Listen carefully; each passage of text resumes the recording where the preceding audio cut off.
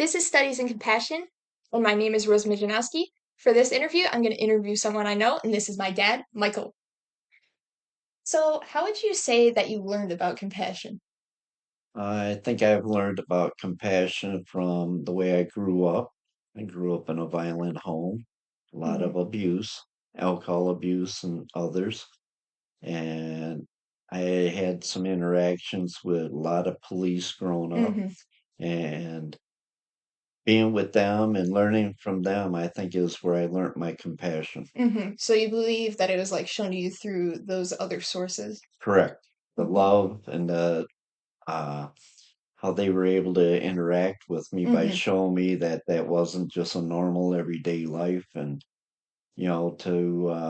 I'd seen some pretty tough guys Hmm. melting on that and breaking down. Hmm.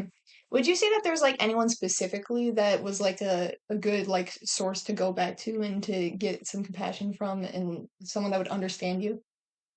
uh, I would have said it was a he was a police officer also from Detroit, Hmm. and he worked on a special unit.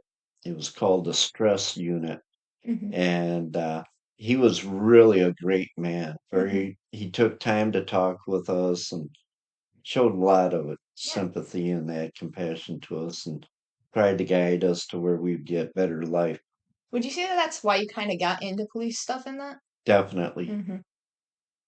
Would you say that there's like any specific way that you learned about how to be more compassionate to yourself and others, like specifically from that? Yeah, I do, because if you don't feel sympathy and compassion, then you shouldn't really be out with other people trying to help them, and because Hmm. you got to feel this what they're going through. Yeah. Is there any times that you think that you or anyone else like that most would think is compassion, but is actually like sympathy or empathy? Was there any times that you think that you experienced that? Yeah, I do. And I think that would have been like when my father died, Hmm. and I had nurses and doctors. I couldn't look at my dad dead on a table, Hmm. and so I didn't realize, but I ran out of the room, Hmm. and the nurses and doctors, they wanted me to stay in the hospital overnight and stuff, but I Hmm. wouldn't. And I think that was more sympathy. Yeah, but in that moment, would you say that you would have wanted it to be compassion, but like you just couldn't? Yes, Hmm. yeah, definitely. Is there a time that you believe that you were able to like reach out to someone and actually do like some compassionate thinking? Uh, yeah, I do. There was a person that I knew that he wound up in trouble for attempted murder, Mm. and I wound up every day that I would come into work, I would go into the back into the cells where they were, and I would talk with the gentleman for anywhere from 20 minutes to an hour before I would start work. And, he would tell me why he did what he Hmm. did. And this was after he was pre-trialed. So, uh, once he was sentenced and he was waiting to go to Jackson, I sat there and talked with him every day, Hmm. seeing why he did what he did. And I tried to tell him, how I kind of thought he could have done a little different. Hmm. And when he left our jail and went to Jackson, he left a note thanking me for my compassion and, caring about what he went Yeah. through. Learning about like specifically you're saying that you were able to like reach out to them and understand them. Do you believe that like kind of like changed your views on stuff like justice and stuff and like and how someone should be if they're like an officer for stuff? Yeah, I do. Growing up, the one thing my dad told me, he says, treat others as you would want to be treated. Hmm. And I think honestly, that was what made my career a good career, because I could sympathize and Hmm. feel compassion for people because of what they went through was very similar to a lot of what I went through growing up. Hmm. And in those moments that you reached out to others, how do you believe that it like that you were able to connect with their feelings?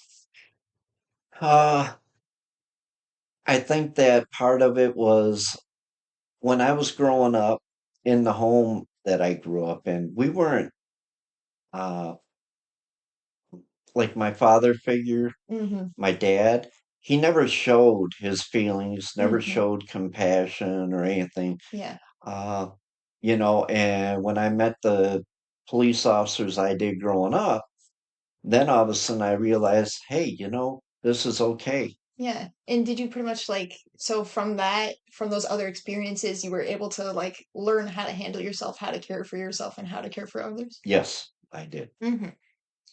Do you believe that there's a time when you showed compassion, but you probably shouldn't have? Yeah, I do. There was a young girl, she got caught in a traffic stop that she knew me, and in the car was drugs and stuff, and I didn't want her to get a bad deal.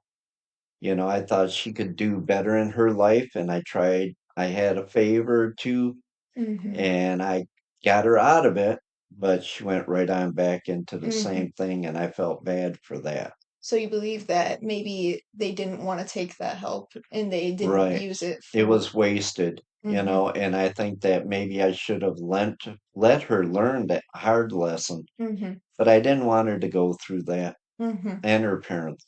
So would you say that you felt their pain, but you weren't exactly sharing it with them? Right. I Hmm. wasn't sharing it. And out of the experiences that you've had with compassion so far, which one would you say is most meaningful? The most meaningful act of my compassion, I would say, was when my cousin was dying of cancer, and he didn't want his wife or anybody else to take care of him. He just wanted me to be the man Hmm. to take care of him. What would you say you learned from it?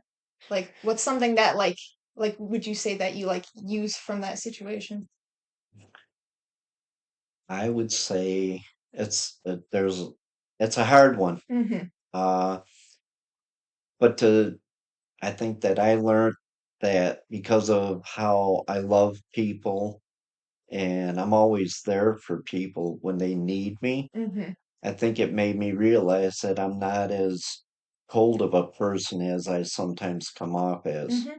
Would you say that it also kind of could like teach like that how important it is to be by someone's side and to understand them? Yeah, it is. Because if you can't understand, how can you feel, compassion for them? Is there any moment with compassion that you also believe that you could have done better and that you like regret some of your actions from? Yeah, yeah, I do. I had a chance one time for a job out of Michigan.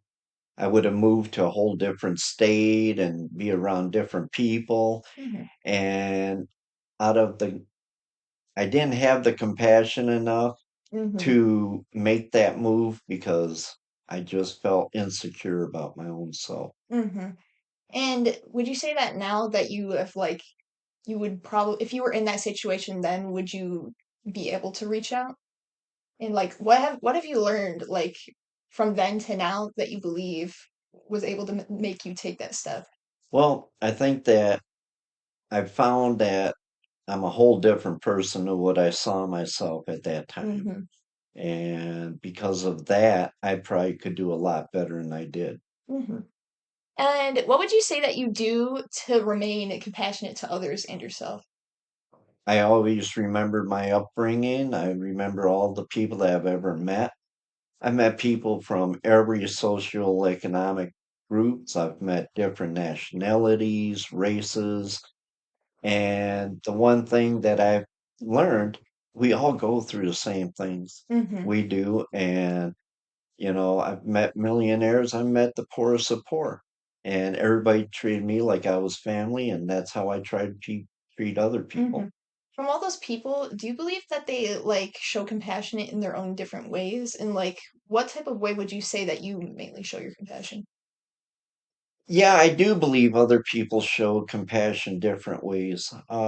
My way is always being there if I'm needed. Hmm. I'm always there, whether to speak or to listen Hmm. or to help with doing things. Hmm. What people do you think need compassion the most in the world? The fragile people. Hmm. We are fragile.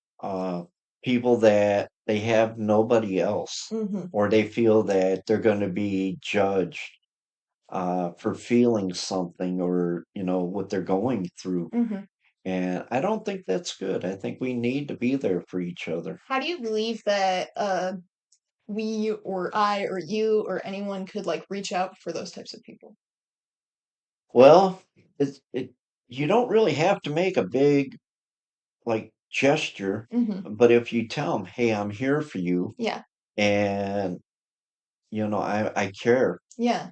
then It's you're all about showing the small gestures, about the reaching out and trying to do it, but seeing if they also will accept it. correct Hmm. because not everybody is, Not able to everyone's say, willing. "Yeah, right." They're afraid of being, like I said, the judging. There's a lot of it in society now, and that's Hmm. sad. It's all about like having like the motivation to reach out and also for them to have wanting to take the next step, I think. Correct. Hmm. Correct. And what would you say like some like last words of wisdom that you could say like about compassion that you think that people should know? Uh, I would say, up until you've walked a mile in their shoes, don't judge people. Hmm. Just don't judge because they're fragile just like you are and I am and anybody else. And everybody needs love and compassion in life. Hmm. Yeah, I think that'll be all. Thank you. Thank you.